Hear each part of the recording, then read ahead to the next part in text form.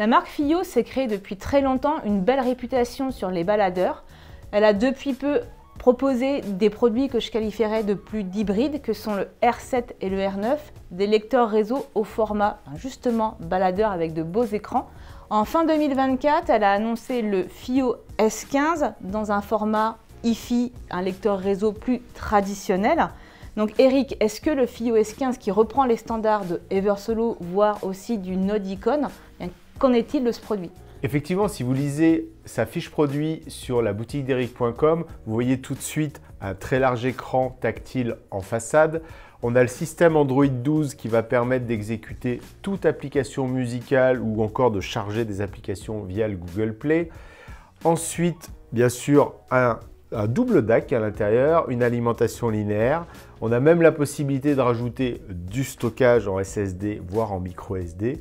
Et des très riches connectiques sont présentes à l'arrière. Alors la vraie question que l'on se pose, c'est est-ce que ce FiiO S15 tient toutes ses promesses? Est-ce qu'il est agréable à utiliser au quotidien? Mais c'est ce qu'on va vous proposer dans cette vidéo. Et depuis son annonce, vous nous demandez qu'en est-il comparé au fameux Eversolo DMP Gen 2 ou encore au tout nouveau Bluesound Node Icon? Eh bien, dans cette vidéo, à la fin, on fait un comparatif des trois lecteurs.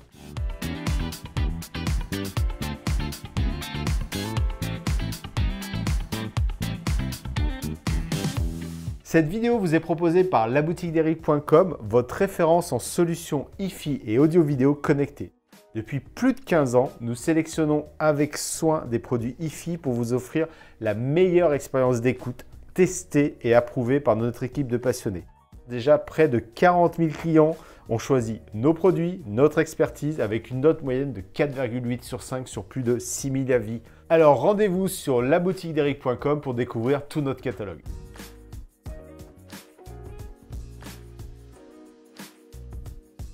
On a eu l'habitude de croiser FiiO dans des catégories de produits qui sont les baladeurs audiophiles. Et là, ils arrivent dans une catégorie tout autre avec ce S15. C'est vrai, jusqu'à présent, alors ils ont commencé à faire une incursion dans le monde de la hi-fi sédentaire avec le FiiO R7, le FiiO R9. Je vous invite à aller voir nos vidéos dans lesquelles on le présente, dans lesquelles on le compare à d'autres lecteurs. Et FiiO, c'est vraiment connu pour ce côté nomade, c'est-à-dire des baladeurs, des DAC, voire des casques, voire des écouteurs intra-auriculaires. Et là, cette fois-ci, on le voit clairement avec nous, on est sur de la hi-fi standard en termes de boîtier déjà. Clairement, c'est un lecteur réseau audio. Est-ce que tu peux nous repréciser de manière claire ce que nous, sur la boutique d'eric.com, on entend par lecteur réseau? Vous le verrez dans de très nombreuses vidéos, on peut aussi vous les incruster. Qu'est-ce que c'est un lecteur? Qu'est-ce que c'est un streamer? Qu'est-ce que c'est un DAC? Donc pour nous, un lecteur réseau hi-fi, il a les fonctions suivantes. C'est-à-dire qu'il embarque le streamer qui va permettre de lire des fichiers audio qui sont soit sur le réseau, soit même dans ce cas-là hébergés à l'intérieur. De pouvoir streamer tous les abonnements musicaux que sont les Deezer, les Qobuz, les Apple Music et autres. Donc ça, c'est la partie streamer. Ensuite, ce flux numérique, il est converti par son DAC interne et on va ressortir donc en analogique vers son ampli. Donc ça, c'est ce qu'on appelle vraiment le lecteur réseau. Donc au final, il faut le voir dans votre installation comme un lecteur CD. Il va se brancher exactement de la même manière sur un ampli de puissance, un ampli intégré ou pourquoi pas des enceintes actives par exemple. Et bien sûr, après, il va se piloter soit par la télécommande, soit par les boutons en façade, soit une application. C'est ce qu'on va voir justement dans cette vidéo notamment. Quels sont pour toi les points clés, on va dire, essentiels de ce produit S15? C'est vrai, quand on nous l'a annoncé et quand on a commencé à le manipuler, déjà, c'est son format qui le différencie notamment par rapport à l'Eversolo ou au Bluesound. On est là vraiment sur un format très large, format horizontal. C'est ce qui notamment le différencie du R7 et du R9 chez FiiO. On est sur un boîtier de 43 cm, ce qui fait que dans son beau meuble hi-fi, il va pouvoir se présenter et s'ajuster comme un ampli par exemple. Ce qu'on remarque immédiatement, c'est sur sa face avant, on a un écran tactile qui prend une très grande partie parce qu'on est sur 7,8 pouces. Ça représente quand même 20 cm de diagonale. Donc c'est très au-delà de ce qu'on trouve d'habitude, y compris chez du Cambridge et autres par exemple. À l'intérieur, parce qu'on fait toujours attention à cette partie-là sur un lecteur réseau, c'est qu'est-ce qui va faire la conversion numérique analogique. Donc là, on est sur un double DAC de chez AKM. Une double horloge, donc on sait déjà que ça va être très bien cadencé, tous les aspects jitter et autres vont être gérés au mieux pour les diminuer. Et puis, très important, une alimentation linéaire toroïdale qui va permettre de piloter, d'alimenter surtout toute la partie numérique et analogique. Et là, il y a quand même une partie très importante à aborder ensemble, c'est la partie logicielle et numérique. C'est vrai que le cœur d'un système, d'un lecteur réseau, c'est, on va dire, sa partie informatique, sur quel OS il tourne et quelle est la couche applicative que propose FiiO. Donc là, on est sur un système Android 12, donc c'est ce qu'on trouve sur tous les produits FiiO, c'est ce qu'on trouve chez Eversolo aussi.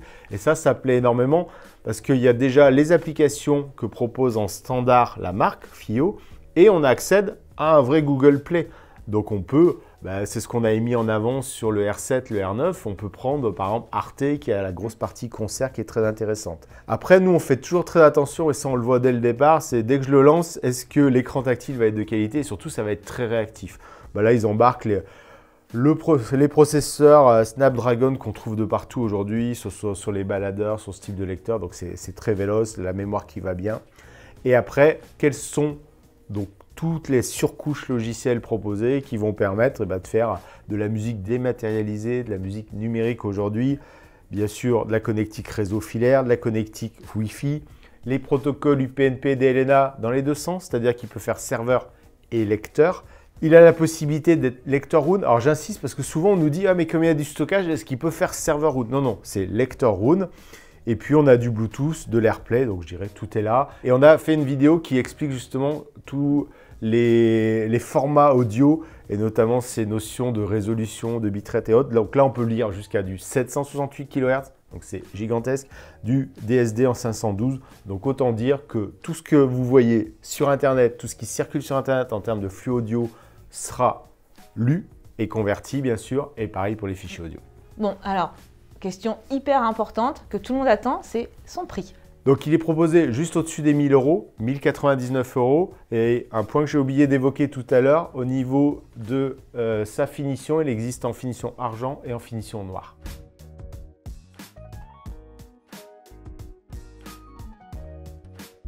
Quand je le regarde comme ça sur sa face arrière, il y a quasiment 43 cm de connectique. Il est très riche. Est-ce que tu peux nous les expliquer les unes après les autres? Eh bien, on va parcourir déjà les sorties analogiques. Donc, ce qui va plaire à beaucoup de monde, c'est qu'on a un double jeu de borniers de sortie analogique RCA. C'est-à-dire qu'on peut adresser deux amplificateurs. C'est vrai que souvent, ça n'a pas de sens, mais on a aussi, nous, très souvent la question, j'ai un amplificateur typé hi-fi et au même endroit un amplificateur typé home cinéma. Là, on peut adresser ces deux amplis si on le souhaite. Ça, c'était pour la partie asymétrique. En termes de sortie symétrique, on retrouve du XLR, donc ça sera très apprécié. Au niveau du numérique, on va avoir des sorties et entrées. C'est-à-dire qu'au niveau coax et SPDIF optique, on peut rentrer en numérique, c'est-à-dire que je peux me servir uniquement de sa partie DAC. Donc par exemple avec un ordinateur, ce serait une possibilité, ou encore mieux avec une platine CD, je vais pouvoir profiter de son DAC. On pourrait aussi s'en servir uniquement de streamer et adresser un DAC externe. Alors ça peut être soit un boîtier externe plus performant que l'on aurait, soit certains vont préférer utiliser le DAC de leur ampli. Et là, très souvent, vous nous posez la question, qu'est-ce qu'il y a de mieux?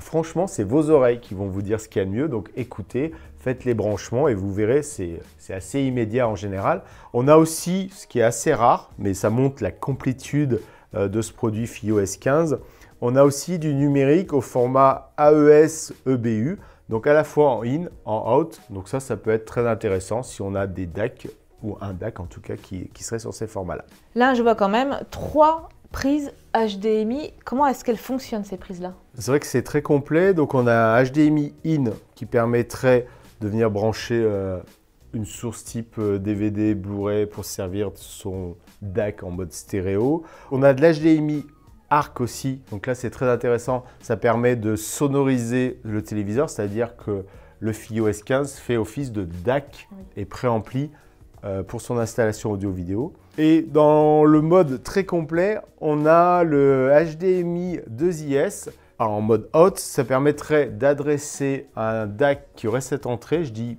J'utilise vraiment le conditionnel parce qu'en tout cas, nous, on n'en a pas au catalogue. Il y a quelques années, ça a été annoncé comme la nouvelle connectique en audio-vidéo, en hi-fi vers les DAC, mais il n'y a pas grand monde qui suit.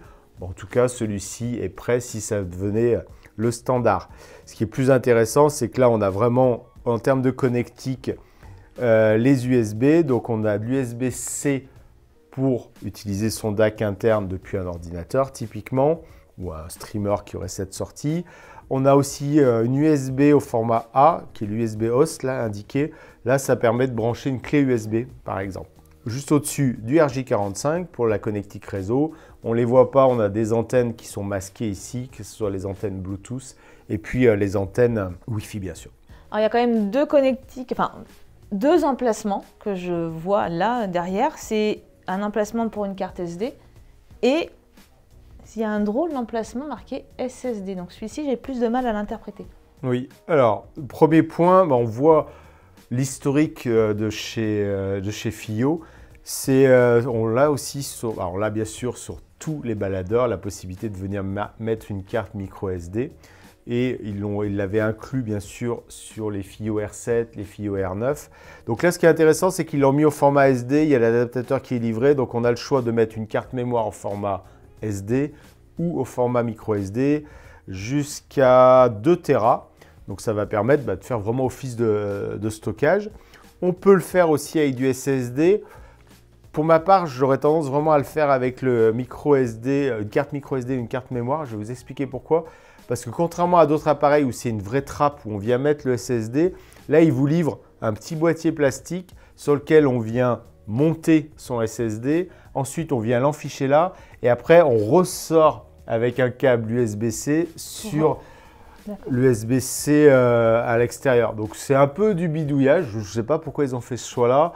Et puis, je me dis toujours, on n'est pas à l'abri en manipulant l'appareil d'abîmer son SSD. Alors que là, eh bien, il y a une carte micro SD qui peut être mise. Franchement, 1 Tera, c'est déjà… 1500 CD. Hein. Ouais, 1500 CD, donc ça permet quand même de voir venir. Et 2 Tera, c'est le double. Donc là, on a pivoté le S15 parce qu'on souhaite évidemment parler de son grand écran. Mais avant, Eric, j'aimerais quand même t'interpeller. Là, il y a 2 connectiques USB en façade. C'est vrai, voilà, on parlait de derrière, que c'était déjà très riche. Et là, ils ont eu une très bonne idée. C'est sur la partie droite où on a le potentiomètre de gestion de volume. On a une USB-A, donc on va venir enficher une clé USB. Je dis que c'est très pratique parce qu'en général, alors là il y en a une derrière, mais souvent elle est que derrière. Et franchement, quand c'est mis dans un meuble hi-fi ou un meuble télé, c'est vraiment pas pratique. Donc là, très bonne idée. Et même de l'USB-C en version pour un DAC. C'est-à-dire que je viens brancher mon baladeur FiiO ou je préfère utiliser sa partie DAC préampli ou mon ordinateur, je peux le faire là aussi par l'avant. C'est quand même un petit détail, mais très très pratique.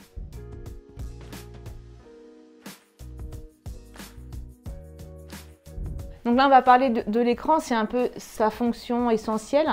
Il est, j'avoue, vraiment fluide. C'est vrai qu'on peut naviguer assez aisément dans cet écran. Donc la première chose qu'on remarque bien évidemment sur ce FiiO S15, c'est son très large écran tactile en façade. On voit, il représente quand même une grande partie de la largeur totale sur 20 cm de diagonale, mais vraiment en mode panoramique parce que si on le comparait à une tablette tactile, c'est seulement la moitié d'une hauteur. De part et d'autre, des potentiomètres. Sur celui de gauche va permettre la mise en route et l'arrêt. Et de manière curieuse, c'est aussi une molette de navigation pour naviguer. Tu le vois dans les logos, oui. Dans les grands icônes de l'écran tactile. Après, l'écran est tactile, donc pourquoi on passerait par la navigation, par la molette? Je ne sais pas, mais en tout cas, il propose cette fonction-là. Celui de droite, la gestion du volume sonore et par pression, la mise en lecture ou en pause de la playlist en cours. On a aussi ici, sur la partie droite de l'écran tactile, des boutons tactiles dont on voit bien l'affichage. Au centre, play pause, en haut, précédent et en bas, le morceau suivant. Et ici, ça fait partie de l'écran tactile. On va retrouver de manière très traditionnelle sur Android le bouton central pour revenir à la page d'accueil. En haut, précédent. Et en bas, ça donne accès directement à ce qu'on voit déjà sur les FiiO R7, les FiiO R9. C'est l'écran qui va permettre de choisir alors, ce qu'ils appellent le mode Android. Moi, j'appellerais ça le mode standard. Hein, c'est la navigation dans toutes les applications qu'on a installées. Le mode musique pure qui est propre à FiiO, ça va permettre d'accéder à sa bibliothèque musicale qui est stockée dans l'appareil. Donc ici, on a mis une carte micro SD, ça pourrait être du SSD. C'est là qu'on va activer le mode AirPlay, le mode USB ou encore Bluetooth. Utiliser les différentes connectiques que sont les entrées coaxiales ou encore optiques ou HDMI in, HDMI ARC qu'on évoquait tout à l'heure. Et enfin, il y a un mode Roon Ready. Alors j'insiste sur le fait que ce FiiO S15 peut être un lecteur Roon si vous avez un serveur Roon sur le réseau de la maison. Et je précise vraiment cela parce que souvent on nous dit « Ah mais comme il y a du stockage… » Je peux mettre ma licence Roon. Voilà, je peux en faire un serveur Roon. Non, ce n'est pas du tout prévu. Je ne sais pas si c'est pour des raisons purement commerciales avec Roon ou parce que, on va dire, le processeur, la mémoire sera un peu juste pour du Roon. Mais en tout cas, c'est impossible. C'est pareil chez Eversolo qui est Roon Ready, mais pas serveur Roon. Donc ça, c'est super important à comprendre. Sur l'écran tactile, on va accéder bien sûr à la bibliothèque musicale de tous les fichiers stockés dans ma carte micro SD. C'est la partie FiiO Musique que vous retrouvez sur tous les baladeurs, sur tous les produits R7, R9, bref, tous les produits FiiO. Je rentre dans la partie musicale et là, j'ai un affichage classique, artiste, piste, album. Par album, c'est vraiment très réussi dans le sens où j'affiche 2 lignes complètes de jaquette. Je peux même utiliser toute la partie là et ensuite voilà, je lance mon album et j'ai une lecture traditionnelle qui est faite avec diffusion de la musique en cours. Les autres icônes vont nous donner accès aux fonctions que j'ai déjà évoquées par rapport au connectique. Le mode Roon est ici disponible. On retrouve un égaliseur comme c'est sur tous les produits R7, R9, baladeur qui va permettre d'ajuster les fréquences hautes, les fréquences basses, bref, de manière très très classique. Et comme je l'évoquais tout au début, on va pouvoir soit installer les applications que nous propose FiiO, donc c'est les fameuses applications de streaming proposées dans le FiiO Store. Donc un point, souvent on nous interroge, mais qu'est-ce qui va se passer si c'est plus compatible avec Android? Mais en fait, FiiO maintient ses propres applications, donc c'est là qu'on retrouve Qobuz, Apple Music et autres. Après, sur cette partie-là, on attend beaucoup ces produits, c'est-à-dire que la partie streaming est très utilisée. Et là, de fait, qu'ils utilisent les mêmes applications que sur leurs écrans verticaux, eh bien on sent qu'on a un petit problème d'ergonomie. C'est-à-dire que si je vais par exemple dans Qobuz, donc on a l'application traditionnelle, donc ça c'est très appréciable, c'est l'application traditionnelle Qobuz avec le magazine et autres, mais on voit qu'on a l'impression d'avoir un affichage comme sur une tablette graphique, mais tronqué de la moitié. Donc c'est vrai que pour naviguer, eh bien, je peux même pas afficher la jaquette et le titre de l'article. La jaquette et le titre. Et ensuite, si je vais dans ma partie bibliothèque, alors là, c'est presque pire. C'est pas très lisible. C'est pas très lisible. Donc là, il va y avoir une mise à jour nécessaire pas par Qobuz, mais par FiiO, en tout cas sur l'embarquement de l'application Qobuz, pour qu'elle soit adaptée à je dirais un écran tactile de tablette, mais diminué de la moitié de sa hauteur. Parce que là, tu le vois ici, je navigue, j'ai 1 cm pour naviguer dans mes playlists. Donc, c'est vraiment ennuyeux. C'est difficile à lire aussi, hein, au niveau de l'épaisseur des lettres. Hein. Exactement. Donc, on a l'impression qu'ils ont tassé l'écran. Il y a un problème d'ergonomie. Donc, c'est vrai que sur ce point-là, on a été déçus, franchement, parce que sur le R7, le R9, qui sont en version… vertical, c'est parfait. Et là, ça coince. Et donc, ça coince sur toutes les applications musicales. Et chez Apple Music, ça coince même dans le sens où on n'arrive pas à se connecter. Alors, on connaît Apple là-dessus. Je pense que Apple, quand il s'affiche sur un écran qui n'est pas dans leur cahier des charges techniques, ils ne veulent pas que l'expérience utilisateur soit mauvaise. Donc, ils préfèrent ne pas donner la possibilité de l'accès à leur service. Donc là, voilà, il faut que FiiO… On a beaucoup échangé avec eux, nous ont dit effectivement, il va falloir qu'on travaille sur le fait qu'on ait choisi un écran très panoramique et qui n'est plus du tout l'écran habituel des produits FiiO. Là, je vois que FiiO livre une télécommande avec le FiiO S15. Il doit y avoir aussi une application disponible sur téléphone, pas que l'écran pour pouvoir piloter ce produit. Alors, on a la télécommande en mode Bluetooth, donc très pratique, je ne suis pas obligé de viser, qui va permettre de naviguer tout simplement dans l'écran tactile. Alors c'est vrai que comme il est très large, Ce côté-là est vraiment pratique et on va retrouver la gestion du volume sonore, la lecture en cours. Comme tu le soulignais et on faisait l'hypothèse, on retrouve l'application FiiO Control qui est propre au modèle R7 et R9. Et là, je dirais même problème parce que le choix que fait FiiO, c'est un mode miroir, un mode cast. Donc, c'est-à-dire qu'il va envoyer sur notre tablette tactile ou notre smartphone la copie conforme de son écran. Donc les mêmes problématiques. En fait, il envoie la copie conforme d'un écran ultra panoramique. Donc, c'est-à-dire que sur mon iPhone, je me retrouve avec un affichage à la moitié de la hauteur seulement. Donc, autant dire que c'est inutilisable. Donc là, il y a un vrai problème. Il va falloir que là aussi que FiiO fasse comme toutes les applications. On vous a fait d'ailleurs une vidéo sur les 10 applications qu'on aime beaucoup dans la musique. Il faut que ça soit utilisable en version dans les deux sens. Portrait tout simplement, pas en mode paysage parce que là, ça ne marche pas du tout. Donc c'est-à-dire que pour piloter ce produit, c'est vraiment soit avec la télécommande, soit avec son écran tactile en façade.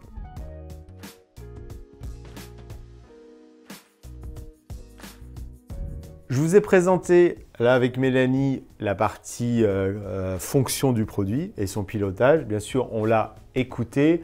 On a des attentes assez importantes parce qu'on aime beaucoup le FiiO R7, le FiiO R9. Donc, quelles ont été, de quelle manière tu catégoriserais les écoutes que tu as fait toi, Mélanie, avec le FiiO S15? Alors, évidemment, j'ai fait des écoutes aussi comparatives. J'ai commencé par écouter le FiiO S15 seul. J'ai trouvé qu'il était plutôt bien positionné dans son marché sans pour autant donner une très très grande qualité musicale, mais somme toute en cohérence avec son prix. C'est-à-dire des morceaux simples de Agnès Obel ou de Santana ou même Jeff Buckley qui sont assez exigeants. J'avais une belle sensation musicale avec des enceintes de type focal.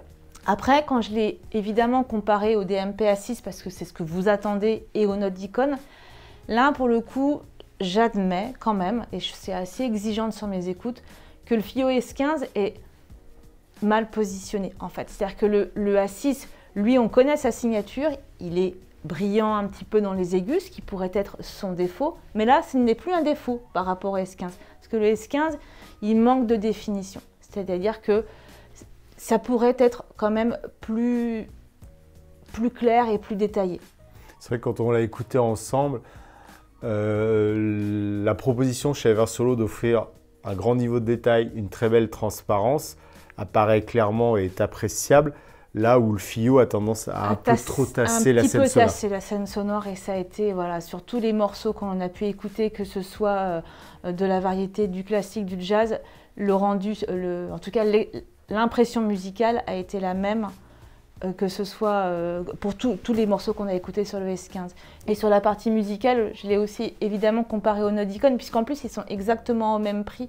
Et donc là, le Note Icon s'en sort aussi de manière plus hi-fi, avec plus de détails et surtout plus de naturel. Quand tu as fait ces écoutes, moi je t'ai dit, tiens, allez, en 2 minutes, on met le FiiO R9 à côté pour voir. Et genre, quel a été le verdict de ce match entre un FiiO R9 et le S15? Mais là, le match, il a même été remporté par le FiiO R9, ce qui est assez... je m'attendais à ce que ce soit équivalent. J'ai trouvé que le FiiO R9 était quand même un petit peu au-dessus. Donc, on est dans la même musicalité FiiO. Hein. On retrouve cette gamme FiiO. Cependant, le FiiO R9 est quand même plus détaillé.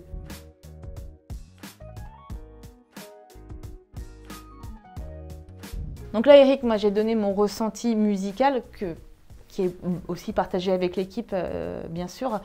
Mais en ce qui concerne les fonctions, est-ce que le S15 retrouve quand même une position de leader? Si on le compare déjà à l'Eversolo DMP A6, on va apprécier sa très riche connectique que j'ai évoquée à l'arrière, son très très grand écran en façade qui est très bien pour sa bibliothèque musicale interne, mais qui après pêche clairement sur les applications musicales. Donc là, il y a avantage au DMP A6 qui reste toujours le couteau suisse de la musique numérique sur toutes ses fonctions. Donc je vous envoie vers nos différentes vidéos sur le A6, sur l'application, etc. Et puis en bonus, le Eversolo tape très très fort sur les prix parce qu'on est à 899 €. Bluesound, c'est une marque qui a aussi considéré cette envie d'avoir un écran sur le lecteur réseau. Donc, ils sont arrivés avec le Icon quasiment en même temps que FiiO avec son S15, qui l'a annoncé, mais avec une disponibilité produit un peu plus tardive. Est-ce qu'il y a un des deux qui remporte le match? Au début, on s'est dit, ouais, l'Icon va être mal positionné parce que lui, il a un écran tactile. Mais comme je vous en ai parlé, l'écran tactile marche bien avec des fichiers stockés, marche pour l'instant vraiment mal avec les applications de streaming. Donc là, finalement, c'est plutôt l'Icon qui a un avantage. C'est que le système BlueOS, il est parfait, ça marche excellemment bien sur toutes les sources, que ce soit les fichiers ou les plateformes de streaming. Le FiiO, lui, sera intéressant pour sa partie stockage. Parce qu'on l'a vu, on peut mettre une carte micro SD ou un SSD. Là où avec Bluesound, on va utiliser soit des serveurs sur le réseau, soit un NAS par exemple, pas des serveurs, mais un NAS, ou sinon on va utiliser l'USB pour venir se brancher avec une clé USB. Et enfin, avantage à l'Icon aussi sur quelque chose qui est très intéressant et que normalement devrait avoir FiiO, c'est la partie ampli casque et sortie casque, parce que le Node Icon est vraiment apprécié là-dessus. Je vous envoie vers notre vidéo, notre test complet qu'on a fait sur le Bluesound Icon où on parle dans le détail de cette fonction-là. Ben là, curieusement, chez FiiO, qui sont les spécialistes du baladeur et qui ont fait une très bonne réussite sur les R7 et R9, ben là, il n'y a aucune sortie casque. Donc là, c'est dommage pour ce FiiO S15 parce qu'avec une sortie casque, il se positionnerait vraiment très bien face au modèle Icon de chez Bluesound. Alors on apprécie ce FiiO S15 pour sa riche connectique à l'arrière de l'appareil, pour son large écran qui fonctionne très bien dès lors que vous avez une bibliothèque interne en carte SD ou en SSD. On attend avec impatience aussi la résolution des bugs sur les différents, les différents abonnements de streaming. On sait que FiiO sait le faire parce qu'on apprécie vraiment beaucoup le M23 qui est un baladeur audiophile, le R7 et le R9 qui sont des lecteurs réseau au format baladeur. Et voilà, et aujourd'hui, vous pouvez aussi faire cette comparaison avec le DMP A6 et A8 et le Node Icon. Et justement, il est positionné au même tarif que le Bluesound Icon à 1099 €. Je vous invite aussi à aller voir cette vidéo très détaillée sur le produit de chez Bluesound pour vous faire votre avis et pencher vers l'un ou vers l'autre. Pour ma part, je suis sûr que suite à cette vidéo, vous aurez beaucoup de questions à nous poser, beaucoup de commentaires. Donc on se retrouve justement dans la partie commentaires de la vidéo. Et puis il est aussi en démonstration dans notre showroom tout proche de Lyon à Écully.